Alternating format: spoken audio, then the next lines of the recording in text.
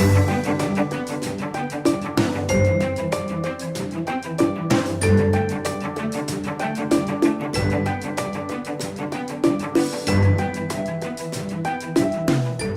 just wanted to mention that. All right. Last time we talked about the SN diagram and how it will be useless if we plot it on a rectangular or even semi-log paper. Even though the semi-log is better, it is a nonlinear graph. So to make it all linear, we plot this on a log-log graph, which you see on the screen. And we recognize three regions in this. This region, called low cycle fatigue, from 0 to 1,000 cycles. This region, called high cycle fatigue, from 1,000 to 1,000,000 cycles. And the region beyond the 1,000,000 cycles, which is called the region of infinite life. This diagram, in particular, is drawn for steels. Not all materials have infinite life or can be designed for infinite life. The stress below which infinite life is achievable is called the endurance limit or the endurance strength, sometimes also called the fatigue limit. So all of these do apply. If we want to design for an infinite life, more than 10 to the 6, then it's very simple. We limit our stresses to this endurance limit, the variable stress. Remember, we're talking about a completely reversed set of stresses. So in that case, whatever my maximum stress is, I say it cannot go beyond this value, this SE or SE prime. There is a difference between the two. I'll talk about that. And if we want to design in this region where the number of cycles is less than 1,000, then we use static design equations. In other words, we neglect the fatigue part. We say it doesn't have that much effect on the part. It is in this middle region that we would like to be able to do most of our analysis. As you see, this is a straight line. In order for me to be able to find the equation of that straight line, I need 2 points on that line. And those 2 points are relatively obvious. One of them is right here. The other one is right there. So one of them is this. One of them is SE or SE prime. I'll talk about the difference as your stress.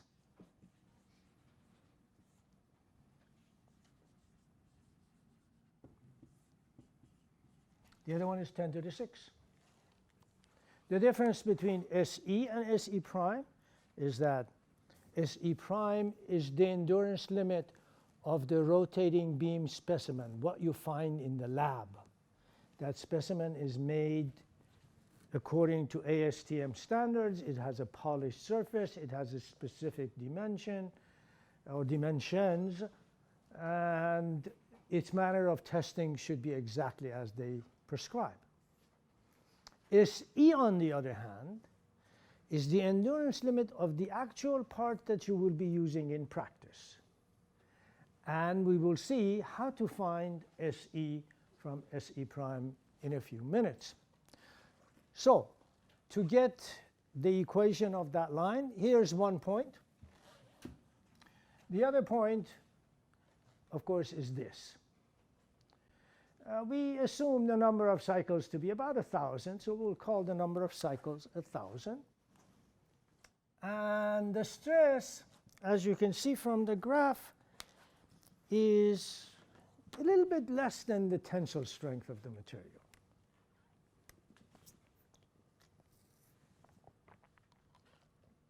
In many books, you find that they make life easy for themselves, and they assume that that value of the stress at this point is 9/10 of SUT.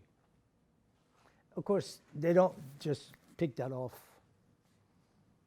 from their dreams or whatever, but it is based on some experiments, about 9/10. Your book, however, uses a variable value. The variable there, rather than 0.9, they just use what is called FSUT. F can be found from, there are equations for it. The easiest way to find F is to go to this graph, which is in your book. It's figure 618.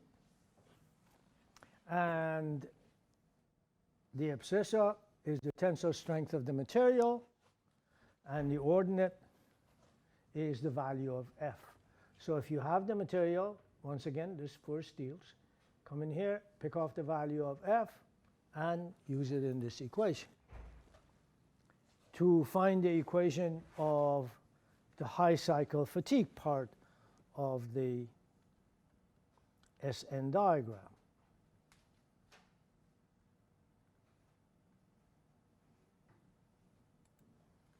So, for this line, we have coordinates of that point, we have coordinates of that point. We should be able to write the equation of that line. The equation of that line is SF, called fatigue strength, the ordinate, as you can see, that's the value of stress for any number of cycles, is equal to AN to the B. Because if you take the logarithm of both sides of this,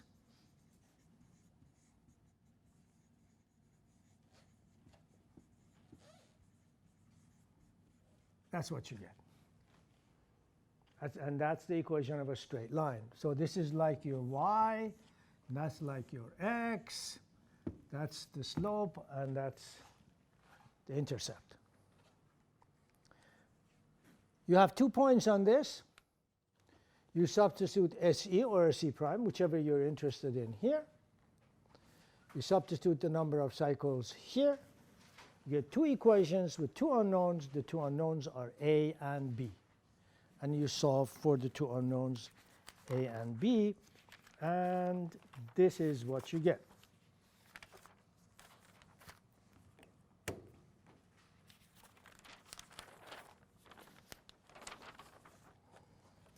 A equals FSUT squared divided by SE, and B equals minus 1/3 log of FSUT divided by SE or SE prime, depending on which one you're calculating. You can find it for the rotating beam specimen or for the actual part that you have, and we'll see how to find one from the other. If you have this equation, notice, if you require a number of cycles, you can find out the maximum stress that you can put on it once you have those. Notice that this is only both of those are properties of the material. So you have A and B. You want 500,000 cycles, you put it in here, it gives you the maximum completely reverse stress you can put on the material. Alternatively, if you have the stress, you put it over here and you solve for the number of cycles. So either of the two. So if you do that, for example, if you have the stress, let's say your stress, we'll call it sigma max, you want to see how many cycles?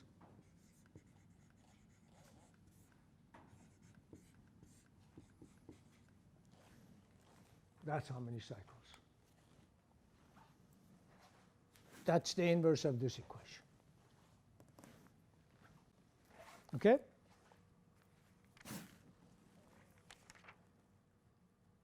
Now, We can always, of course, do a lot of tests and come up with the value of SE by running tests. Yes, that's true. But in many instances, that would be very cumbersome, because every point that you see on that graph is probably the average result of 100 tests. So it's not just 25 or 30 or however many there are, but multiplied by 100. So every time you go to a new material, you can't be running that many tests, so that doesn't make any sense.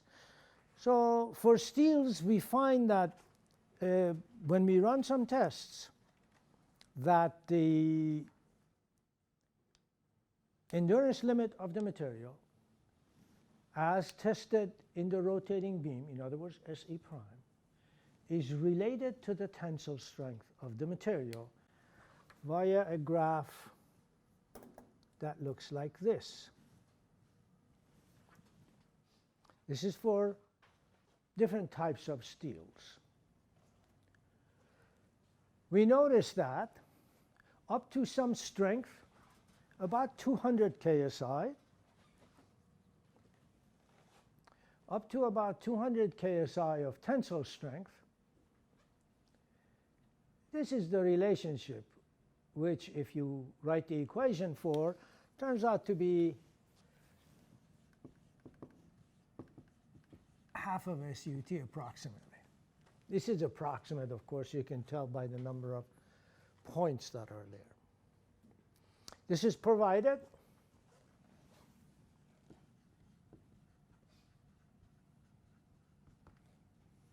And what is 200 KSI in the metric system in terms of MPa? 1400, that's right. Approximately 1400. The actual number is 1 KSI. Well, it's not really. That's approximate as well. It's a little bit better approximation. But just remember 1 and 7 ratio, that would be fine.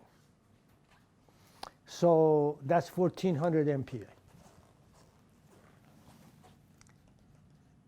And then we see that once the stress goes, the strength goes past 200 MPa, 200 KSI, yeah, there's a whole bunch of scatter over here, but it appears as though if I draw a line through all of this, it's not changing. You've got the same number of points on either side of the line. So we say if the strength of the material is more than 200 KSI, oh, this is SE prime, by the way. Please correct that. Then SE prime is equal to 100 KSI, which is 700 MPa. Now, in some of the at least one of the example problems that I'll do for you, you will see that I've gone a little bit beyond that 700 MPa mark, a little bit more than that. But that's because of the previous addition and how they were doing it. But that number is approximately correct. So that's the value of SE prime. You remember I talked about the hardness test. This is a very simple test, very cheap. You can do it very, very easily. In fact, there is portable equipment that you can take to the field and run a hardness test right then and there on a benign location, a location that's not carrying stress.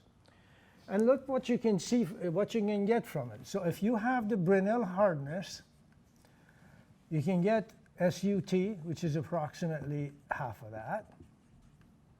And if you have a ductile material, SY is approximately, if you want a middle value, 75% of SUT. These are not exact numbers, by the way. Don't use these, to design an automobile or send an airplane into the sky, but just numbers to check and have in the back of your mind as back of the envelope calculation, if you will. This number, this is somewhere between 0.7 and 0.9. This is pretty good value. And what we get from SUT is also SE prime.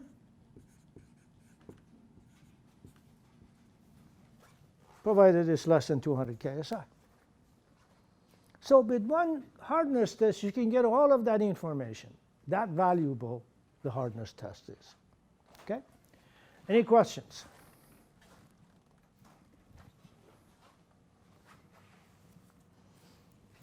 Now, not all materials, oh, by the way, let me show you this too.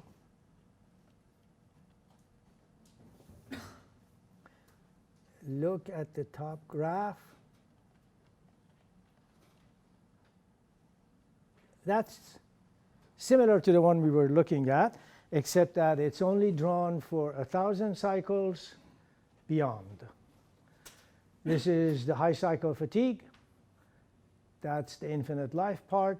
And this is where all of the experimental points lie. Notice that this is not drawn through the middle.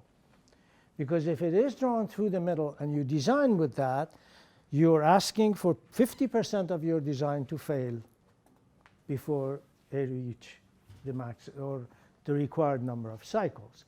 So in here, maybe only 5% of them may fail. And that's why we will take a look at a factor called reliability.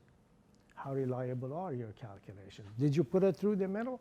In which case, reliability is only 50%.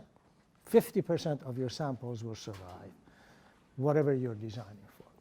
So that book uses the value of F as 0.9 rather than FSUT. So that's one of the books. This is, I think, from juvenile book. Also, not all materials have endurance limits. This slide is in your handout. This is the SN diagrams for aluminum alloys, both wrought and cast. Also, fatigue strength as a function of the tensile strength of the material. This is for some aluminum alloys, that's 5 times 10 to the 8. That's what we usually use for aluminum. Notice, and this is also for aluminum and magnesium, or is it just yes, magnesium. Notice aluminum and magnesium both, they have no endurance limit. In other words, it doesn't matter how low the stress is. There's always a number of cycles for which the part will fail. There is no such thing as infinite life. So for those alloys, you must design for finite life. Finite life would be the middle part of your SN diagram. You have the number of cycles that you want. You find SF. Of course, this is not that equation for aluminum. Once you find the equation, you have the number of cycles, you find SF, and you design with that. So that's a little bit about some other materials. But in here it says wrought aluminum alloys. What does the word wrought mean?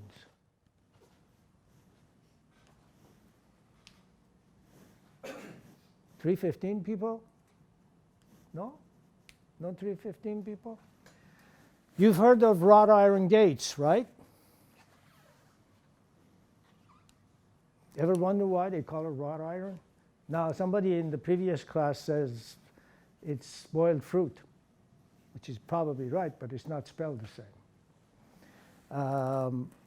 Wrought is an alloy or a metal or a part that has been manufactured by plastic deformation. So you bend it into that shape. This is a type of manufacturing. And for example, you can have cold work material, you can have hot work material, forged materials. These are all wrought. They are formed by plastic deformation, as opposed to cast, which obviously means you cast the molten metal in a mold or a form.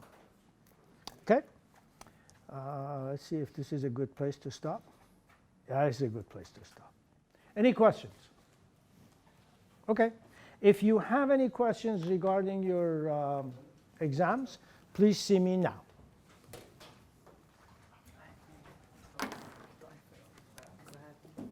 Okay. So here we've just learned how to work with this data that we get from fatigue analysis or tests of the rotating beam.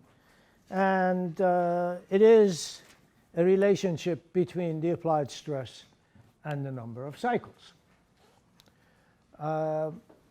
This is all good if you have a test specimen that you tested in the lab, and if you want to use that someplace, it's all perfect. Nothing wrong with it. In almost no cases is that true. We never do really make that little specimen according to ASTM standard with a polished surface and everything to actually use it in an application. Therefore, since the parts that we do use in design will have different surface conditions, they're not polished, will have different sizes, will be loaded differently, maybe at a different temperature, all of these will have to be taken care of before you can continue your analysis for the actual part that you're designing, or apply what we have just said to the actual part that you're designing. We do these by what are called fatigue strength. Remember, this is also called endurance limit.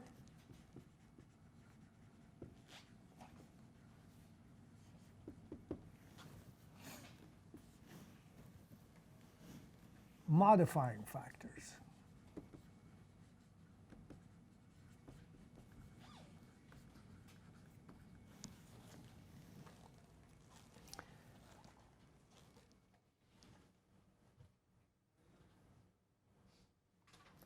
What does your book call this? Does it call it fatigue limit or fatigue strength? I think your book calls fatigue strength a general value, and then fatigue limit.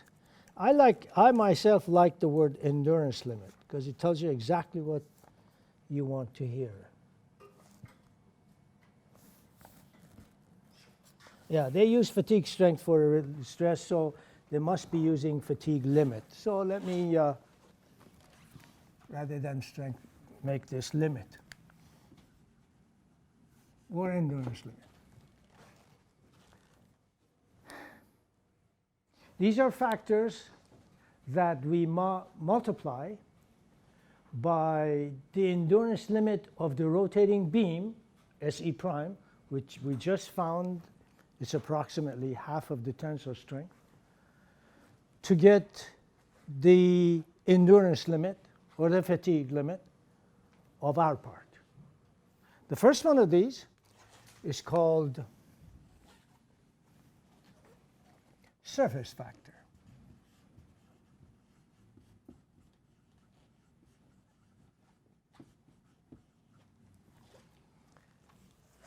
The specimen that we use is highly polished.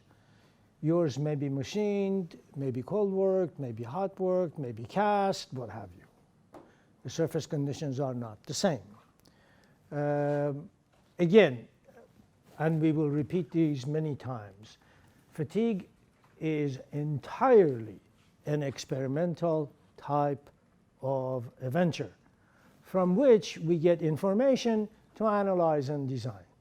So you will see me repeating this, that everything is found via experiment. There's a graph of this I'll show you in just a bit. But there's also an equation.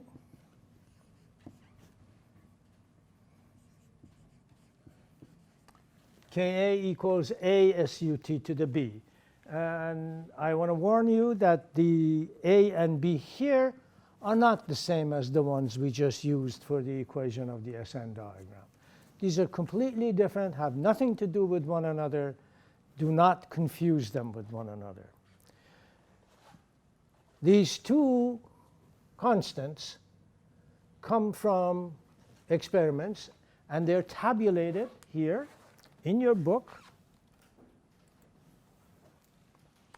in table 6.2. For example, for ground. For ground, you get, this is in the US customary system, the metric system. 1.34 is the factor A. The factor B is the same for both of them. Then you have machined or cold drawn, hot rolled, as forged, what have you. You use these numbers in this equation along with the tensile strength of the material, and you find the factor K. Simple as that. The next factor is called the size factor.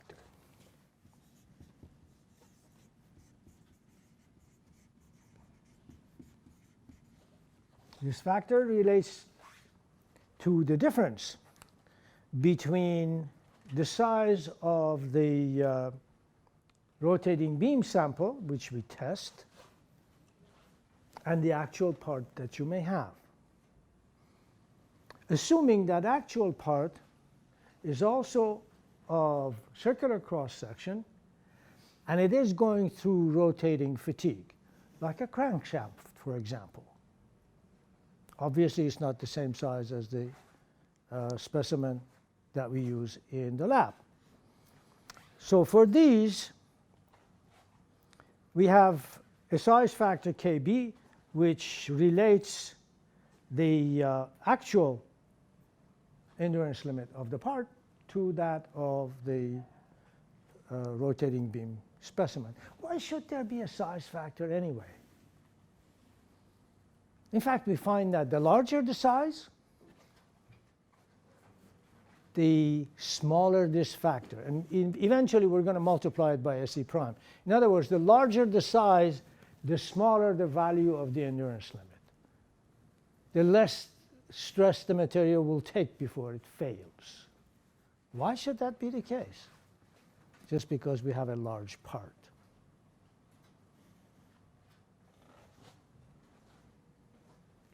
How about if we have a brittle material? Should part play any, or size play any part in that? In other words, you have a wire of tiny diameter of brittle material versus 1 inch diameter. Should they have the same strength or different strengths? Those of you who have had 315 should be able to answer that question. Brittle materials fail by crack propagation, initiation and propagation. The larger the part, the more the probability of a critical flaw or crack in the part. And therefore, the higher the probability of its failure. So it is not an actual material property, but it's a statistical method. You may find that one of you test 100, maybe in 100 you'll find one that is larger but still has a larger strength too. That's possible. That's statistics for you. It's not all nice along the same line. But we find that in general, the larger the size, the smaller the strength, so long as the failure is in a brittle manner. And fatigue is a brittle failure, and therefore the size plays a part. So we call this KB, and we use this equation in order to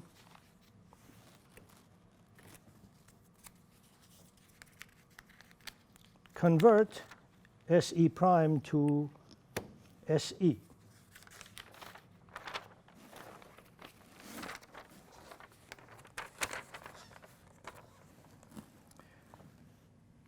So we have KB equals, and let me see if this is exactly the same as what your book has, because they keep changing nomenclature on us. So I want to check and make sure that's right. I'll write it off of this one. KB equals D over 0.3 to the minus 0.107, which is equal to 0.829 D to the minus 0.107, provided D is less than or equal to 2 inches, greater than or equal to 0.11 inches. And KB is equal to 0.91 d to the minus 0.157 if d is less than or equal to 10 inches, greater than or equal to, not equal to, just 2 inches. That's for the English system. For the metric system, it's the same. D divided by 7.62, 0.3 and 7.62 respectively are the diameter of the rotating beam specimen in the English system and the metric system. So that's why we divide everything by this. To the minus 0.107. And this is for D, less than or equal to 51 millimeters, greater than or equal to 2.79 millimeters. And finally, this is 1.15 d to the minus 0.157 for D less than or equal to 254 millimeters, that's 10 inches, and less than 51.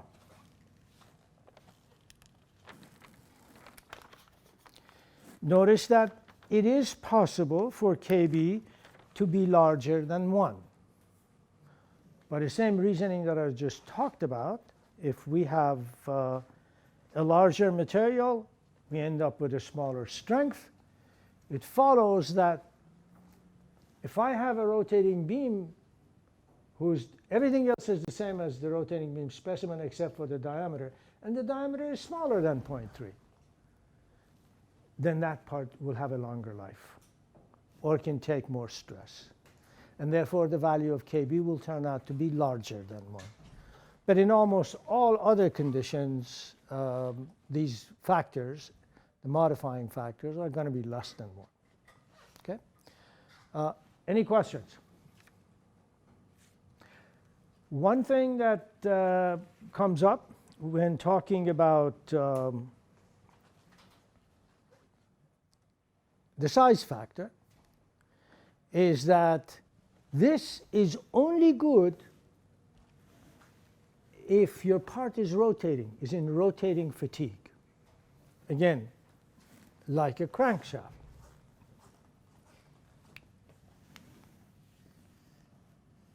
But what if it looks like this?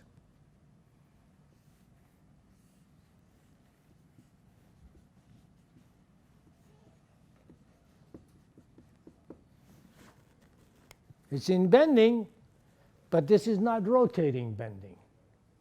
The shaft doesn't rotate. The force changes between plus and minus F.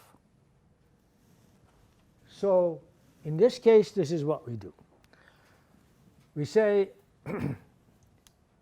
we will find a diameter called equivalent diameter for this type of loading, such that the part of the cross-sectional area that sees stresses 95% of the maximum or higher will be the same in the two. Let me draw this and then I'll repeat it again. In a rotating bending, and if any part of this you don't understand, please tell me. In rotating bending,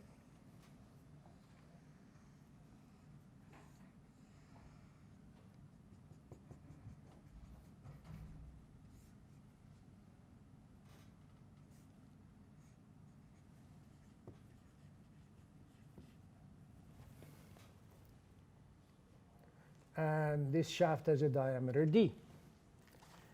In rotating bending, all of the surface of the shaft sees the maximum stress, correct? Because it's rotating.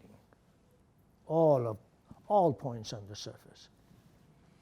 And if I want the area which sees 95% of the total stress, or sorry, 95% of the maximum stress, or higher, then that would be this cross-hatched area. Agreed? Remember MC over I. It's either MC over I or M times 0.95 C over I. That part sees 95% of the highest stress. We say the part that's important really is this part, because it's near the surface, most flaws occur on the surface, therefore cracks will be developed on the surface a lot easier and will propagate a lot easier.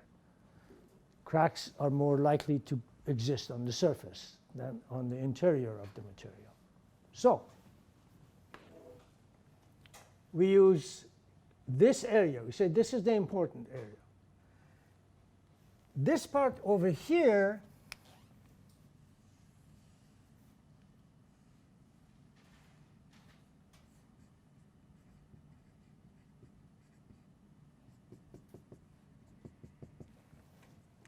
has those two areas that see 95% of the maximum stress or higher. The point over here never sees any stress. That's on the neutral axis. So these are areas of high stress. We say this, which has this cross section, is equivalent to a rotating shaft that has the same area. And we equate those two areas, and you can see those.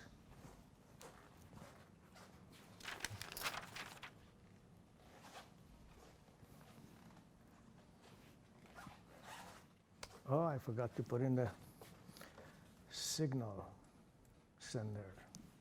See that here?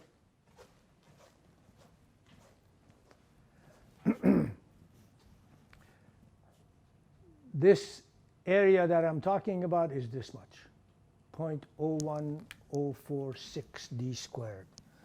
So that's 0.01046 d squared. And this area is pi over 4 times d squared minus 0.95 d squared.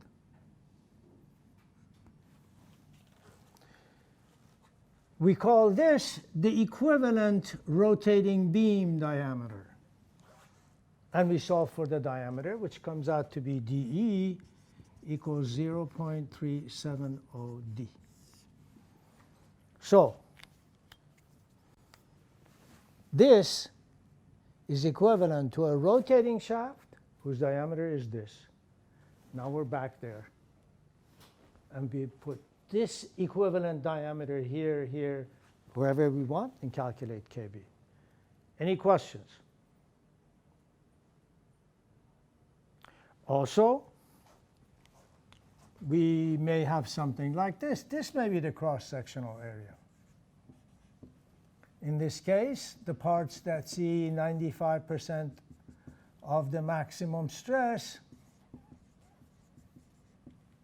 are the cross-hatched parts. Again, we set that area equal to this area and solve for the equivalent diameter, which is 0.808 square root of HB.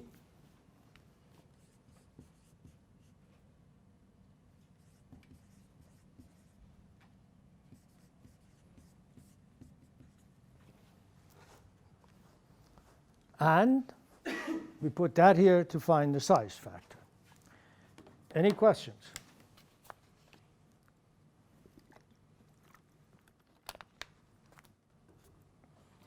For other shapes, you can find an equivalent diameter doing exactly the same thing. And a couple of them are over here, an I-beam and a channel. They're found for those, but you can find it for any other type of cross-section that you want. Any questions? I'll show you that a little bit later. So, where's my? No, I don't want to talk about temperature yet. That's KD. So that's KB. KC. Load factor.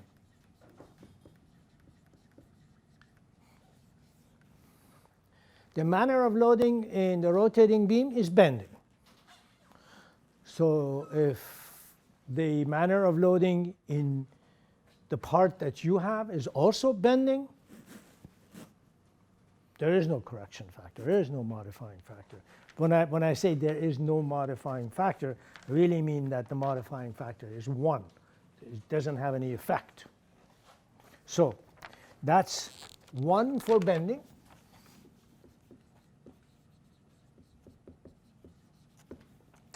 .85 for axial load. And 0.59, and I want to emphasize this, for pure torsion.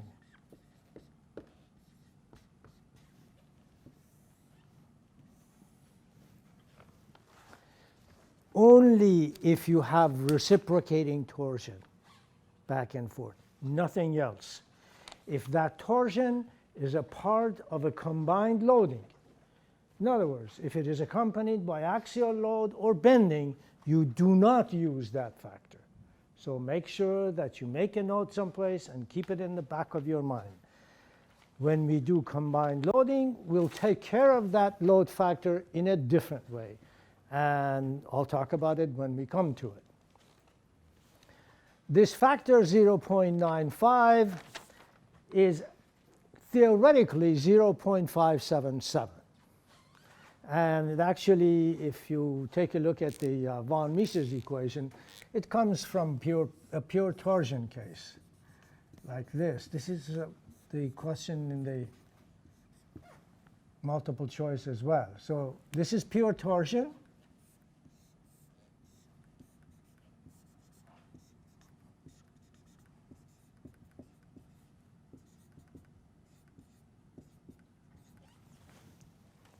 That's also exactly the same thing, same point. Notice that if I draw a Morse circle, get tau here, get tau here.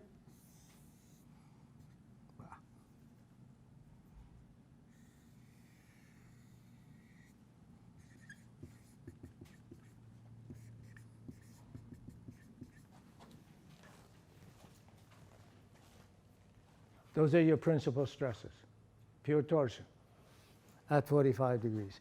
Now, if you want to do a von Mises on this, sigma prime is equal to the square root of sigma t squared minus sigma t sigma c plus sigma c squared.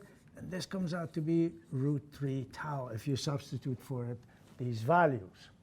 Sigma c should be actually minus tau, so it adds up here. And we say yielding occurs when this von Mises stress, sigma prime,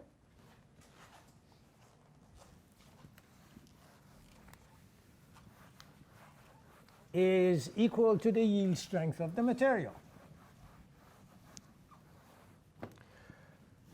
So Sy equals root 3 tau, therefore tau equals 1 over root 3 Sy. That is 0.577. That's where that comes from, that relationship. But experimentally it's 0.59. Any questions? The next factor is the temperature factor, Kd.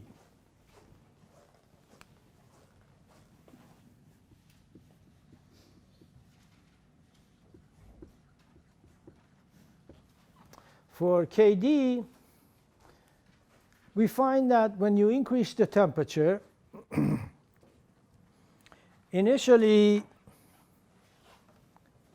up to about, this is for steels again, up to about 400 degrees, 300 to 400 degrees, somewhere in here, there's a tiny bit of increase in the tensile strength of the material. St is the tensile strength of the material at the temperature. SRT is the tensile strength of the material at room temperature.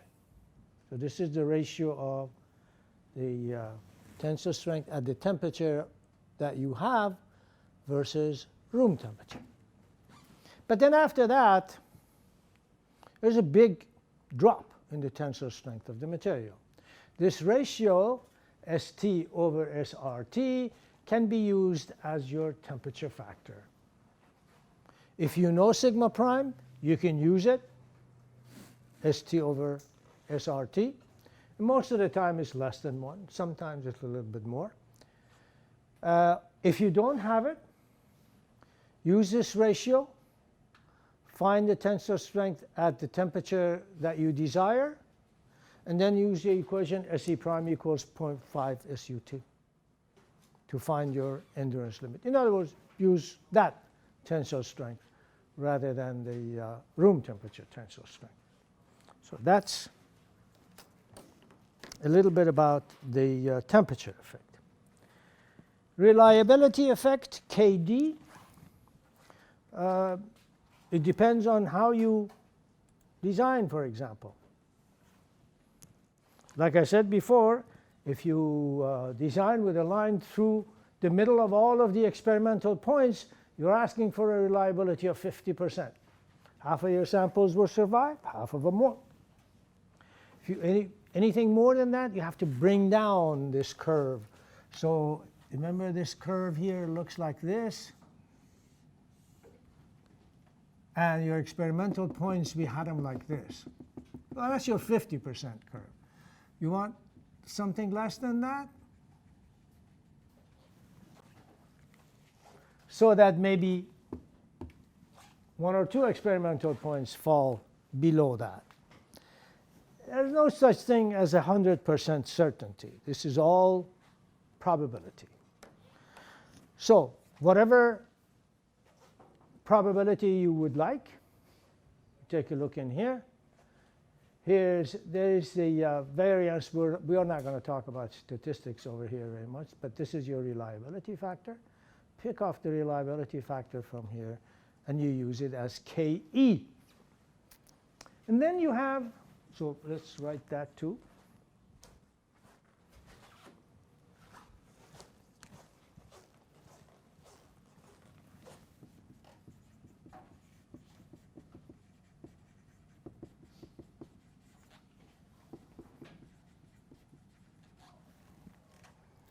And then you have a factor called KF. This is called miscellaneous effects.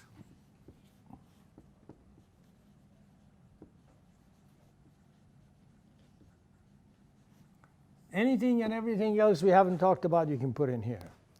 As an example, if the environment is prone to corrosion, you might want to have a factor less than 1 here to account for that. If the part has been plated, it's also found that its fatigue strength decreases with plating.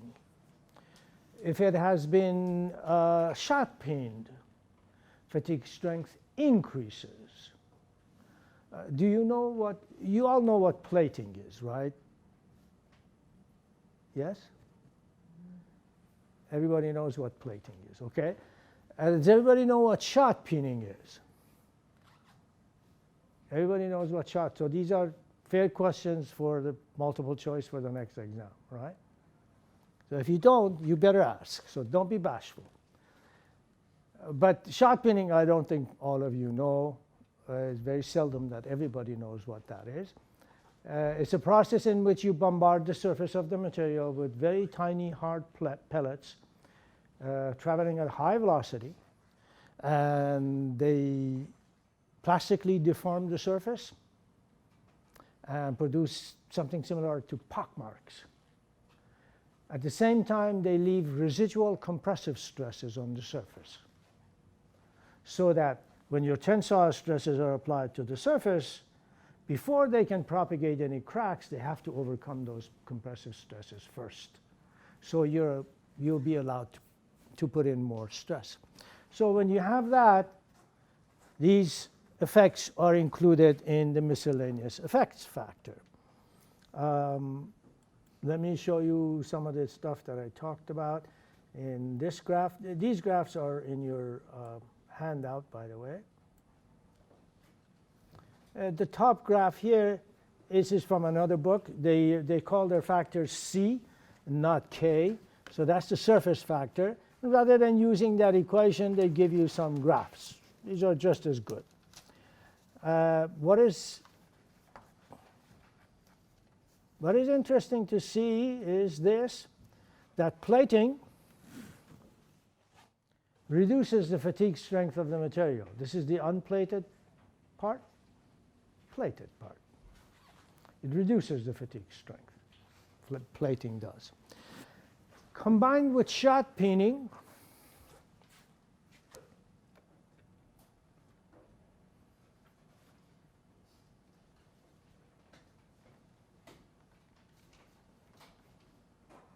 something very interesting happens. Again, these are SN diagrams.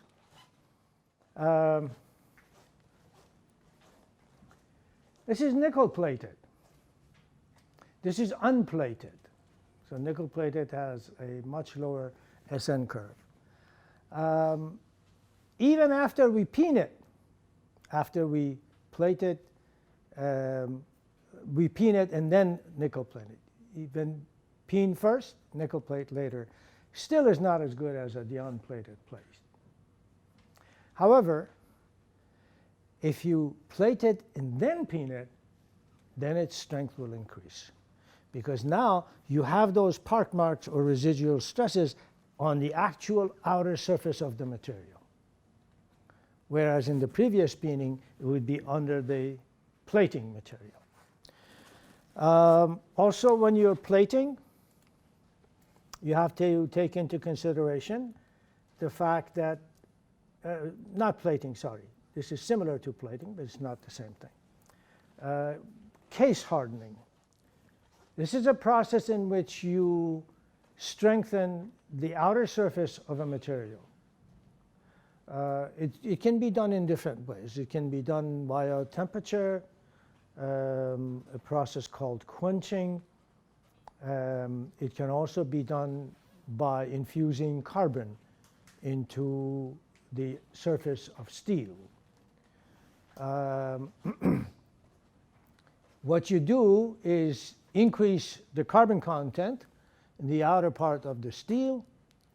Increasing the carbon content increases the tensile strength and therefore SE as well. So if this is your stress and this is your strength for the case, that little part is the case, then you say, well, my strength is less than, my stress is less than strength, so I'm good. No big deal. However, you should be careful here.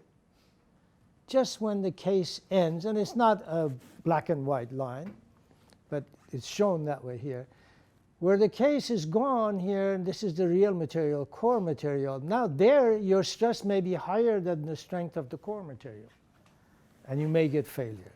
So you should check not only where the stress is maximum, but just under the case as well. And finally, you may have stress concentration in the material.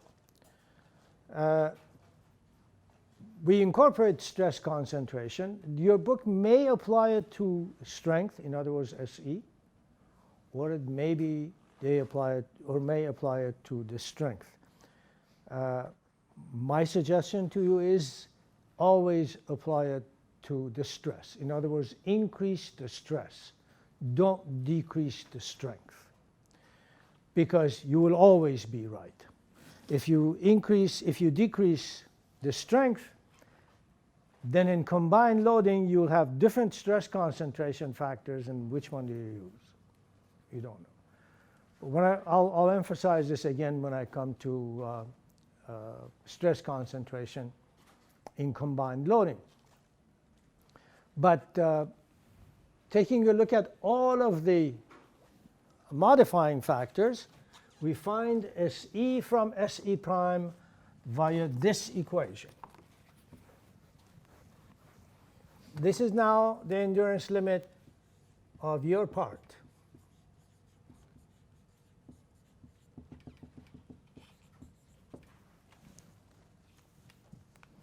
Multiply all of those factors, multiply them by the endurance limit of the rotating beam, and you'll have the endurance limit of your part, not including stress concentration.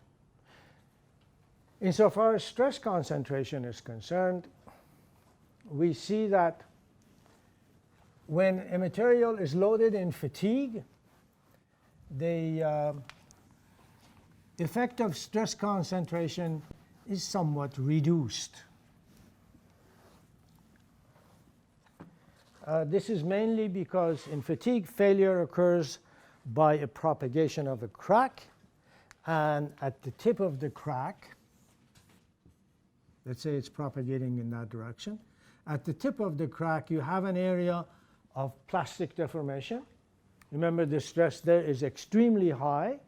It passes the tensile strength of the material only locally. That's the only way a crack can propagate.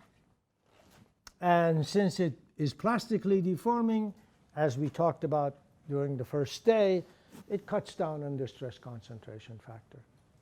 And it also increases the strength of the material due to strain hardening.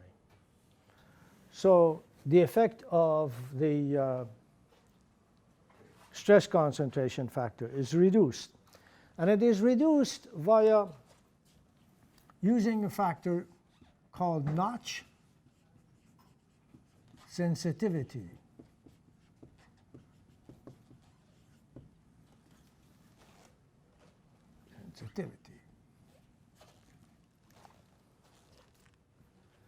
The equation is Kf equals 1 plus Q times Kt minus 1. This notch sensitivity, as the name implies, tells you how sensitive the material is to existence of a notch. For example, if you have cast iron, which already in it has a whole lot of flakes of carbon with a high stress concentration factor, if you have something like this, probably not going to affect it. The worst stress raises inside of the material, those carbon flakes. So this won't have any effect. The value of Q can be found from a couple of graphs in your book, 620 and 621. 620 for normal stresses and 621 for shear stresses. They are related to the tensile strength of the material as well as the radius of the notch. The radius of the notch is very small. You can see that notch sensitivity will be very, very high, very, very low. And if the tensile strength of the material is high, notch sensitivity will be high as well. So, what is Kt in this case? Kt is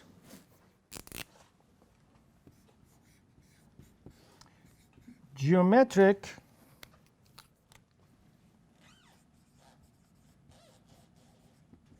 stress concentration factor. In other words, what you have already used and you find from the tables.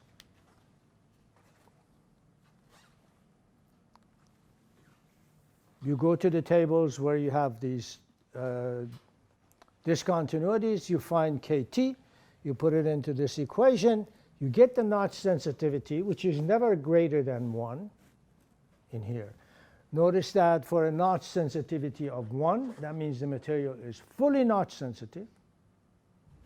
Then the value of Kf and the value of Kt are equal. Other than that, the value of Kf is always less than Kt.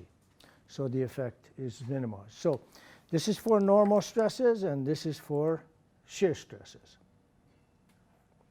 Any questions?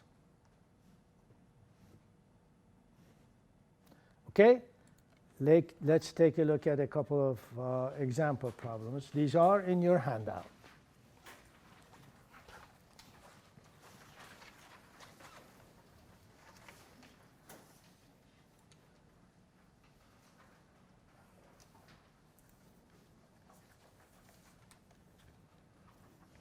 So develop the expression for fatigue strength as a function of number of cycles for a 32 millimeter diameter machined rod under non-rotating bending. The steel has a tensile strength of 710 MPa. Oh, I thought this was 1400. No, 700, so that's good. We are trying to develop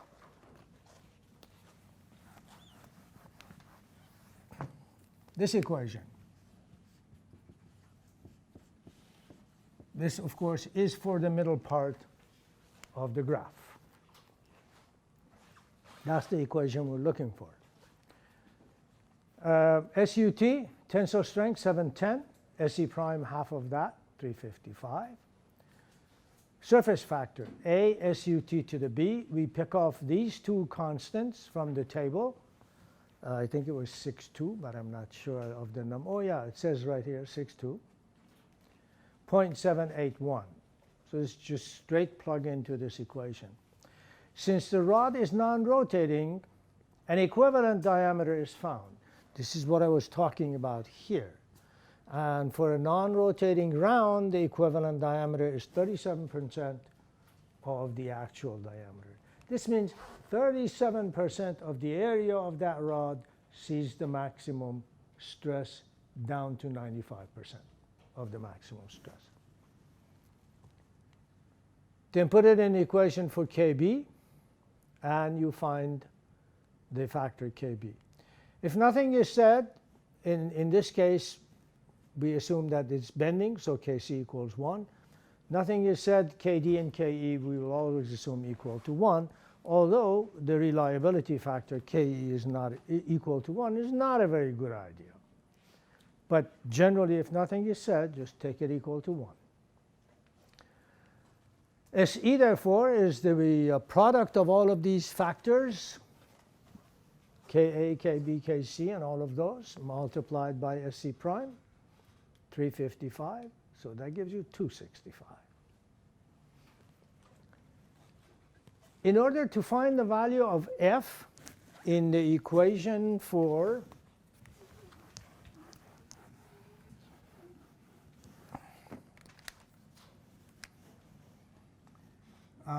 A and B in this equation, remember A was equal to 0.9 SUT, or not 0.9, I'm used to 0.9, FSUT squared divided by SE. The value of F we get from the graph. However, that graph is in the English system, not in a metric system. So what I'm doing in this step here, just in case you're wondering, is converting 710 MPa to 103 KSI.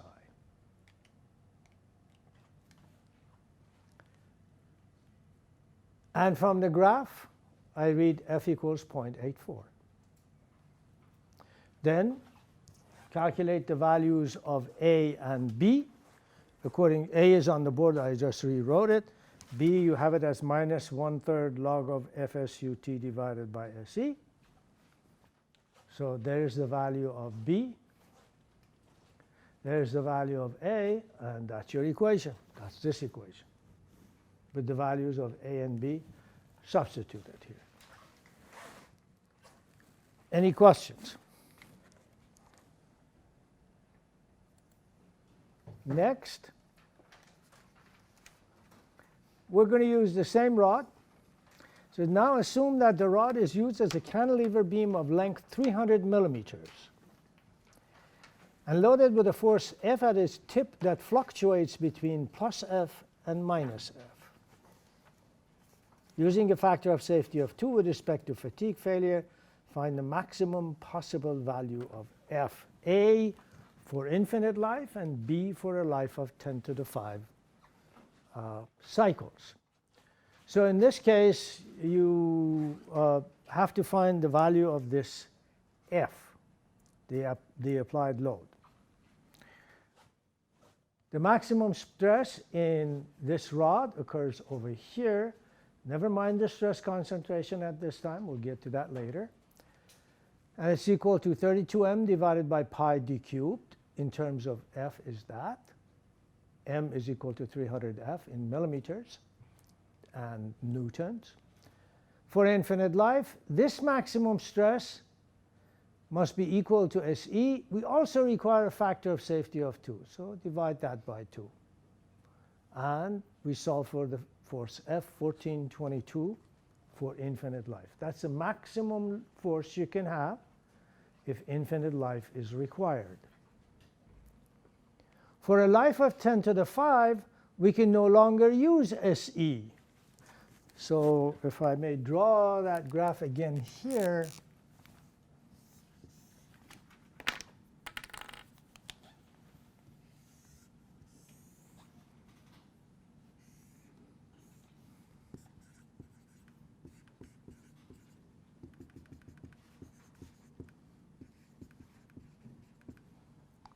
so life of 10 to the 6, we use SE.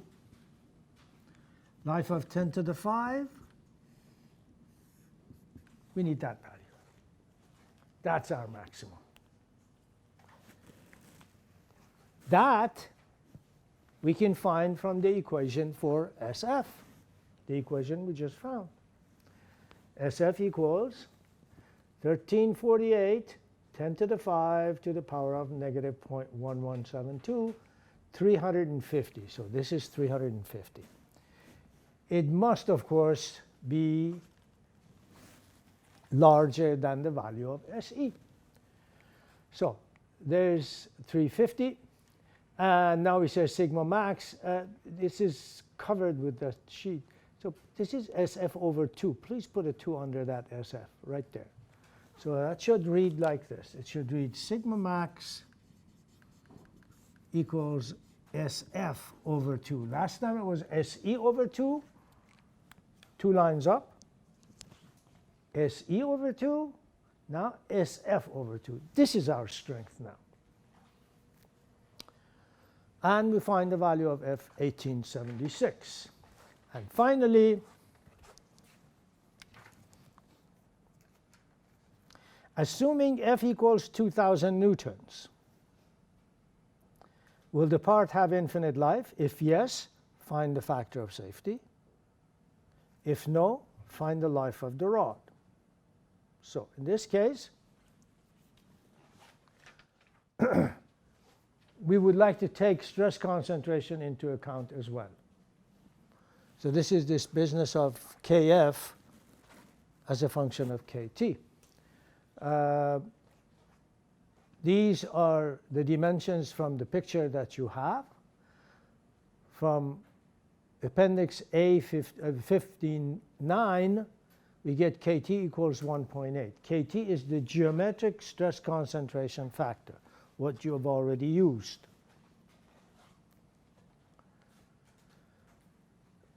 We found that equal to 1.8. The notch sensitivity from figure 620 and the tensile strength of the material we find as 0.8. Kf, this is this equation here. Kf equals Q times Kt minus 1 plus 1, 1.66. And this Kf must always be less than or at best equal to Kt. It can never be larger than Kt. For infinite life, 265 is the maximum stress we can have, the endurance limit. So 265 is equal to the stress concentration factor times the stress, 32 times 300F divided by pi times 32 cubed. For infinite life, the maximum stress should be 1712. Can't have any more than that. The force that's given, however, is 2,000 newtons. So obviously there is no infinite life. There's finite life. We find the life of the part by calculating the maximum stress with a force of 2,000, 309 MPa. And then again using this equation and solving for n, the number of cycles that it will take, that comes out to 287,000 cycles. Okay? Any questions? Okay, that'll be all. If there is a quiz on Tuesday, it will cover fatigue. If I collect homework problems, it'll be all of the homework problems pertaining to fatigue. I think it goes back to time before the last exam when I started fatigue. So it's 2 sessions. We have done fatigue up to, but not including fluctuating loads. So everything is for that part of fatigue.